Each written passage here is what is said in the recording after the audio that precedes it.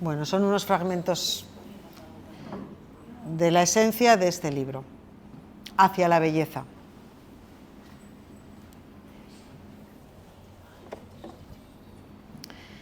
Queridos todos, lamento profundamente las preocupaciones que haya podido causaros.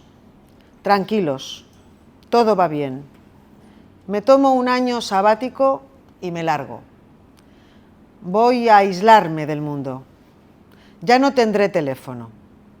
Os quiere, Antoine.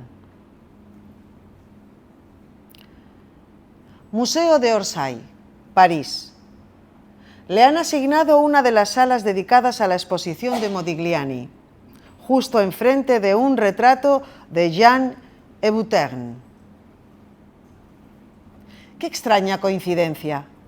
Los historiadores han hablado mucho de su belleza, de ese rostro que conmocionó a Modigliani. Fue su musa, la mujer de su vida, a la que jamás pintó desnuda. Jean tenía la apariencia de un gran cisne etéreo, una languidez perceptible en la mirada, una melancolía inconmensurable.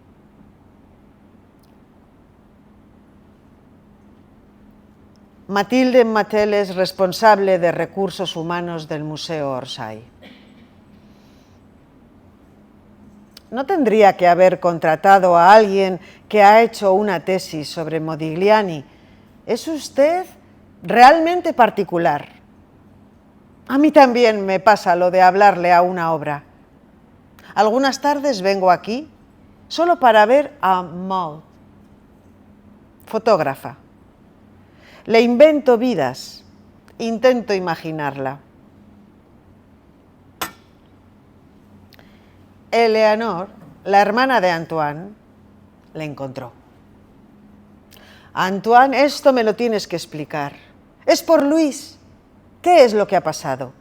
Me cabrea mucho que hayas desaparecido. ¿Cuándo piensas volver?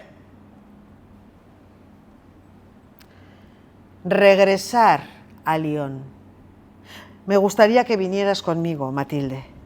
Solo una noche. Me acompañas y vuelves mañana. Te necesito. Llegaron a un cementerio del extrarradio. Antoine se acercó a una tumba. Mathilde leyó. Camille Perrotin, 1999-2017. Separación. Cuando Luis decidió romper con Antoine, le hizo reconocer que su relación ya no era como antes. Quería que compartieran la responsabilidad de la decisión, que la tomaran de común acuerdo. Pero, ¿existe eso realmente en una separación? Cuando la decisión es compartida, es porque uno ha convencido al otro. Antoine no acertaba a imaginar su vida sin ella. Hasta los 30 había sido un tipo un poco en la luna. Luis había entrado en su vida y él había comprendido que la felicidad podía ser una realidad. 7 años después, nada de eso existía ya. ¿Has conocido a otra persona? No, por supuesto que no. Ella se marchó. Él dejó el piso. La melancolía lo anestesiaba. El dolor que latía dentro de él era sordo.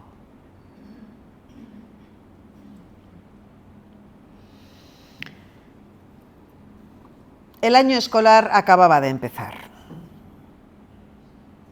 Eleanor no paraba de decirle: tienes que salir, tienes que conocer a otra chica. Bueno, estaba Sabine, una de las gestoras de la facultad. Le gustaba charlar con ella. desprendía una energía solar, siempre positiva. A Sabine siempre le había gustado Antoine, y más aún desde que observaba en su rostro un leve velo de tristeza.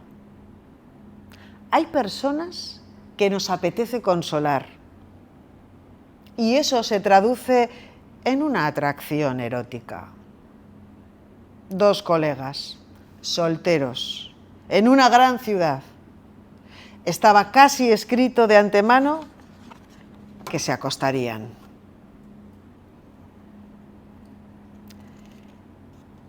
Un día Antoine y Louis se dieron cita en un restaurante al que acostumbraban a ir. Louis le dijo: he conocido a alguien, es un abogado, me transmite tranquilidad, tiene 45 años y una hija de 18. Antoine, esta es la última vez que nos vemos.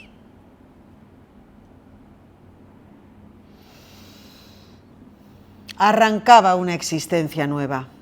Iba a concentrarse más en el trabajo. Mandó un mensaje a Sabine. Fue a su casa. Al penetrarla, se hizo evidente que estaba dando salida a su rabia.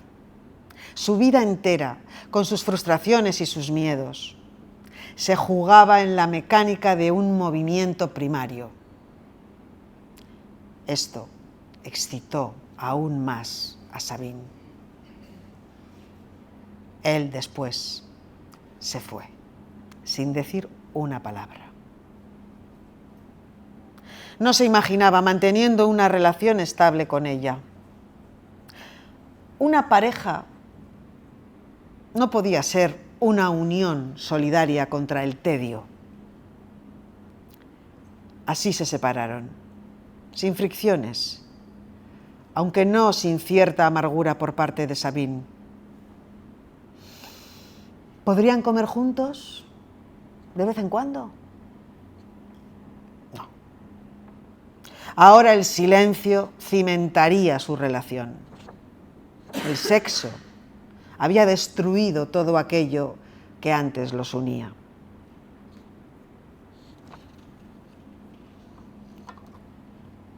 Capítulo 4.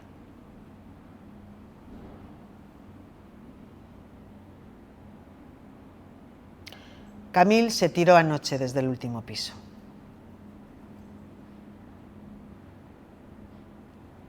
Antoine había adivinado la fragilidad de Camille. Todo el mundo era consciente de ella.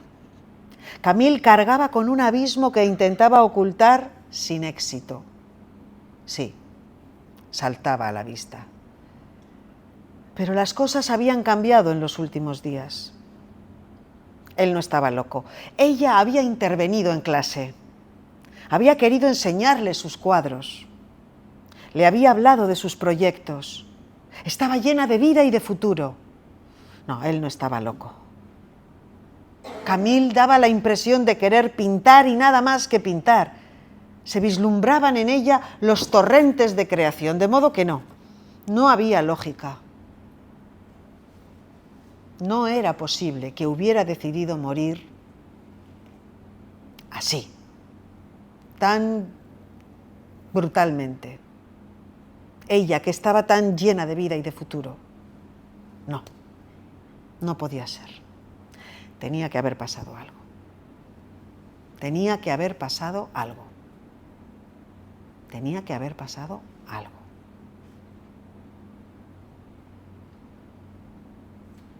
Antoine entró entonces en cuerpo y alma en la obsesión de su culpabilidad. Su sufrimiento iba a revelarse tan potente que daría lugar progresivamente a un hombre muerto por dentro. Cuando Antoine decidió huir, nadie lo relacionó con el suicidio de Camille, pero su cuerpo ardía por dentro. Solo la belleza podía salvarlo.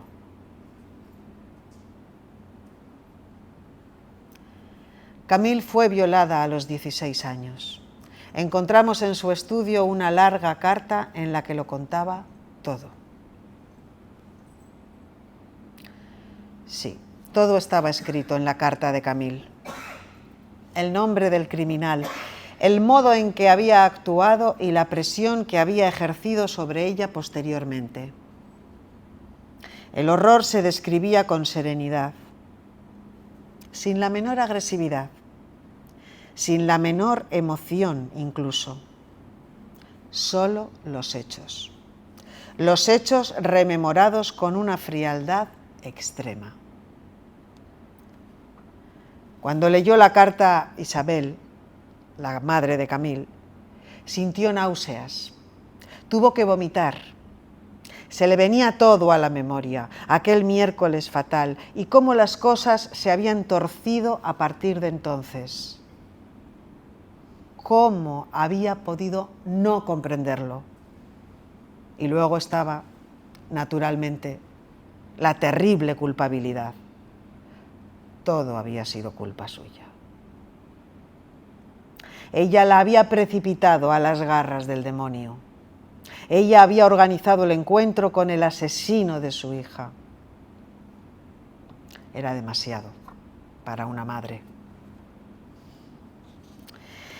Isabel y Thierry, el padre de Camille, presentaron una denuncia. Iván fue detenido ese mismo día, a la salida del trabajo. Ni siquiera preguntó el motivo de la detención.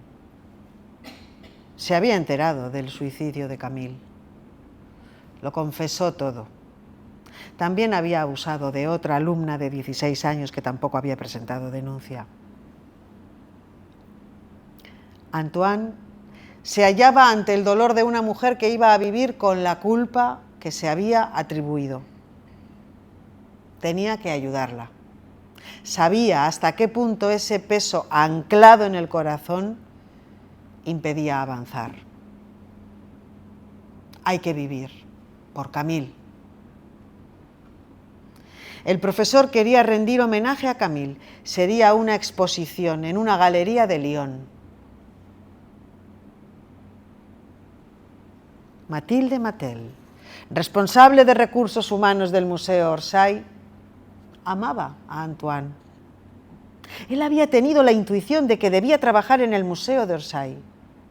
Recordaba el momento en que había escrito su nombre. Había sido una especie de oráculo que anuncia la posibilidad de sobrevivir. La sensación de deleite lo colmaba en aquel instante.